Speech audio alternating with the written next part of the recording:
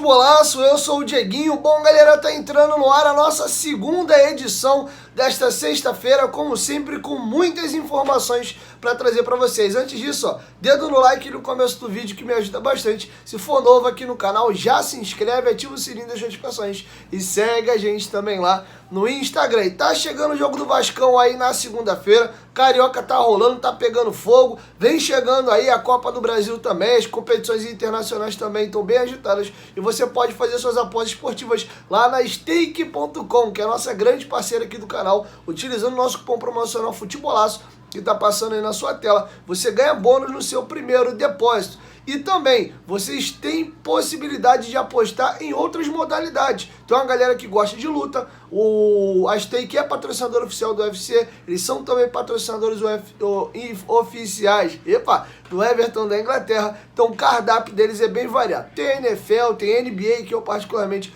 curto bastante, e vários outros esportes. Stake.com, parceira do canal Futebolaço. O link tá aqui, ó, na descrição do vídeo e no primeiro comentário fixado.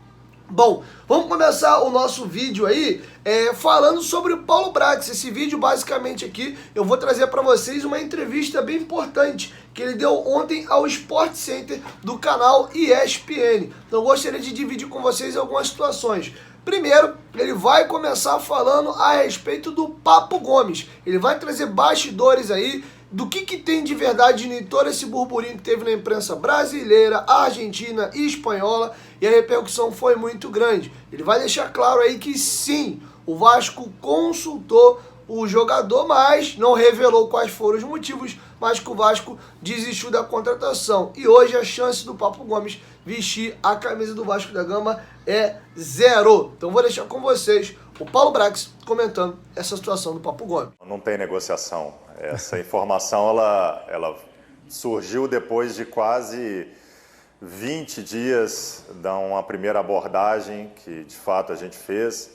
Faz parte de um movimento de mercado, um movimento amplo de sondagem de alguns atletas, de algumas possibilidades. Isso é natural dentro de uma prospecção de entender, às vezes, condições, às vezes cifras, às vezes possibilidades ou não. E isso demorou mais ou menos 20 dias para sair essa notícia ontem, mas é uma situação que não houve proposta, não houve negociação, não fomos para a mesa, nem com o Sevilha, nem com o atleta. E, então eu nego e não há nenhum tipo de possibilidade do atleta vestir a camisa do Vasco. Bom, são circunstâncias que são intrínsegas às sondagens, né? Não vou dizer o porquê que não avançou, mas existem várias variáveis quando a gente sonda um atleta e que podem circundar um avanço ou não de uma negociação. Então nós não chegamos nem a iniciar uma negociação, mas eu prefiro não passar o motivo pelo qual essa negociação não foi iniciada. O que de fato é que não existe nenhum tipo de negócio, o atleta não está negociando com o Vasco, mas admito que lá atrás, até antes da Copa do Mundo, a gente fez uma sondagem sim, dentro do que a gente esperava, de nomes naquele momento e de avaliações de perfis, mas nós não chegamos a fazer nenhum tipo de proposta. Bom, e agora um tema também muito importante, na verdade dois. Quais são os objetivos esportivos do Vasco na temporada? O Vasco briga pelo quê? E o Paulo Brax vai responder esse tema de uma forma um pouco mais abrangente. E na sequência, ele é perguntado novamente sobre reforços. O Vasco tentou um jogador do tamanho do Papo Gomes, um jogador extraordinário que chegaria para fazer um barulho, uma repercussão muito grande. Seria uma estrela chegando no elenco do Vasco. Não foi possível, ele não abriu quais foram as situações que fizeram com que o Vasco desistisse do jogador, mas sim confirmou que o Vasco sondou e procurou entender qual era a situação. Com isso, o Vasco vai em busca de um outro jogador no tamanho do Papo Gomes, está dentro do planejamento do Vasco. Trazer uma estrela tem que ter um nome de impacto para chegar para o elenco do Vasco. Então, com vocês, Paulo Brax comentando esses dois temas. É um processo, então acredito que dentro de uma reformulação que a gente começa a fazer a partir da confirmação do retorno à Série A, de onde o Vasco nunca deveria ter saído, a gente tem planejamentos de curto, médio e longo prazo. A gente teve várias saídas de atletas, vários atletas que terminaram um contrato e que a gente não renovou, e a gente fez um movimento muito grande de contratação dentro do mercado. Até acredito que a torcida do Vasco esteja em êxtase ou esteja em ansiedade por conta desses vários nomes que vieram, e nomes fortes dentro do mercado, inclusive nomes fortes dentro do mercado brasileiro, né? A gente teve oportunidade de fazer negociações com grandes camisas do futebol brasileiro, de contratar jogadores titulares de clubes grandes, como o Vasco também. Foram 10 contratações, aliás 9, né? Nós estamos próximo de uma 10ª contratação, então isso é uma formulação muito grande, é praticamente um time inteiro. Tivemos uma saída de mais de 11 atletas. Os objetivos do Vasco em 2023, eles passam por ser competitivo.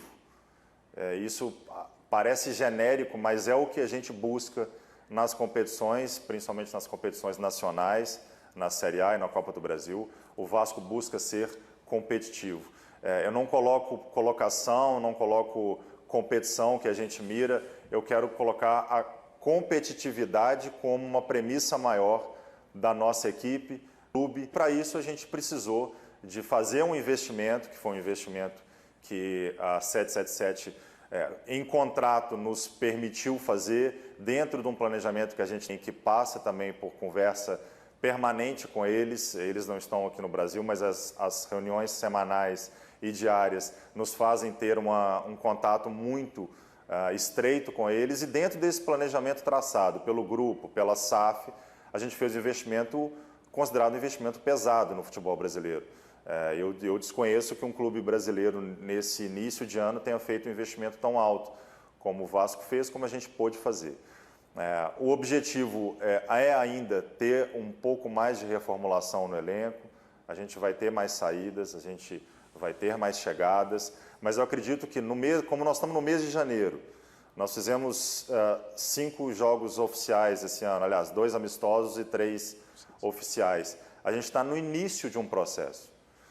A gente pretende, dentro da nossa estratégia de montagem, em abril ter 80%, 90% desse elenco montado. Então nós estamos no final de janeiro e a expectativa é que até abril a gente consiga dar tempo a uma nova comissão técnica, que é a comissão técnica também que tem um novo diretor técnico, com novos jogadores, da gente poder ter esse ponto ótimo nosso de trabalho, com estabilidade, que é importante, essa palavra é muito importante, estabilidade e com paciência, para início de abril. A respeito do nome especificamente, que saiu ontem, Marra, que eu sei que é um nome que tem muita repercussão, e eu sabia disso quando eu fiz também a aproximação lá atrás, não passa por expectativa do torcedor, não passa por grandiosidade do nome em si, passa por perfil traçado. Todos os atletas que foram contratados, todos os atletas que foram sondados, dentre vários nomes que a gente conversou dentro do mercado, num trabalho muito forte nosso desde novembro, inclusive, passa por perfil do jogador. E a gente tem hoje um perfil dos atletas que a gente trouxe, desses 9 e do próximo, que é o 10º, que são jogadores de qualidade, que a gente entende, dentro do nosso modelo de jogo, dentro daquilo que a gente espera apresentar do Vasco em 2023 para o torcedor. De 9 atletas, são 2 ou 3 sub-23 apenas. Então, são jogadores experientes, jogadores com uma bagagem, jogadores que vão poder vestir a camisa e estarem aptos para entregar uma alta performance para o clube. E a gente vai continuar buscando esse nível de jogador. É claro, se esse jogador ele também tiver um viés de uma atratividade, um viés de uma grandeza, é sempre positivo para o clube como instituição. Mas não é isso que a gente busca. A gente busca o jogador dentro do perfil da qualidade e basicamente três premissas. O que esse jogador tem de qualidade, como que ele encaixa dentro do nosso elenco e qual o plano futuro desse jogador. É um jogador de perfil imediato, é um jogador de médio e longo prazo, é um atleta que vai ter uma revenda ou é um atleta que vai só render desportivamente, qual que é o nível que esse jogador vai entregar para o clube e as suas características e as suas qualidades, não necessariamente o nome. Bom, para finalizar, 2 temas e a gente encerra. Paulo Brax é questionado sobre a situação do Nenê. O contrato dele expira daqui a 3 meses, vai até o final do mês de abril. Estou considerando já que janeiro já finalizou. E qual é o planejamento? Ele aposenta, ele segue? Como é que fica a situação do Nenê? E sobre reforços, quais são as outras situações de posição do Vasco que são consideradas carentes, que o Vasco deve correr de forma mais, como é que a gente pode dizer, mais urgente E ele vai deixar claro aí que 2 posições o Vasco não contrata mais nem a pau. E aqui eu já faço até uma breve análise bem curtinha, sinal de que o Paulo Vitor agradou e o Vasco está contando com ele. Ele vai dizer que goleiro e lateral esquerdo não vem mais. As outras posições seguem abertas. Confere aí. Eu não vou antecipar o contrato do Nenê, que tem até abril. O Nenê tem uma história aqui dentro. O Nenê ontem se tornou um jogador mais histórico ainda dentro do Vasco, que é o jogador mais velho a fazer gol pelo Vasco no profissional, que é uma marca. O Nenê treina todos os dias, o Nenê entrega todos os dias, tem uma identificação muito grande com o torcedor, é um jogador adorado pelos torcedores, onde a gente vai. Então eu não vou antecipar esse tema, porque ele tem contato até abril, que a gente fez um acordo e vamos demorar um pouquinho para tratar o tema. Vamos curtir o Nenê, vamos aproveitar o Nenê também vai curtir esse momento. Está jogando, hoje é titular, está fazendo os gols, fez gol lá nos Estados Unidos, fez gol ontem. Então a gente tem tempo ainda para tratar desse tema, Nenê. Sobre a sua primeira pergunta de posições, eu prefiro até não passar posições, porque a gente tem atletas aqui no elenco que estão brigando por espaço, tem atletas do sub-20 que estão brigando por transição.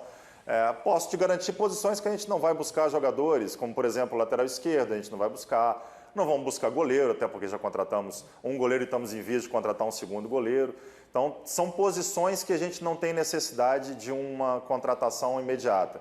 Mas a gente busca ainda jogadores para compor esse elenco, nós teremos ainda saídas, nós estamos longe ainda de abril e é um processo de janeiro até abril para a gente ter um 80%, 90% desse elenco montado para a gente disputar de forma bem competitiva a nossa Série A e a Copa do Brasil. Bom, galera, é isso. Essas eram as informações que eu tinha para trazer para vocês nesse vídeo. Logo mais aí no final da noite a gente chega com a nossa 3ª edição do dia, beleza? 1, 2, 3, futebolaço. Tamo junto, família. A qualquer momento que volta, nós tamo junto. Valeu, fui!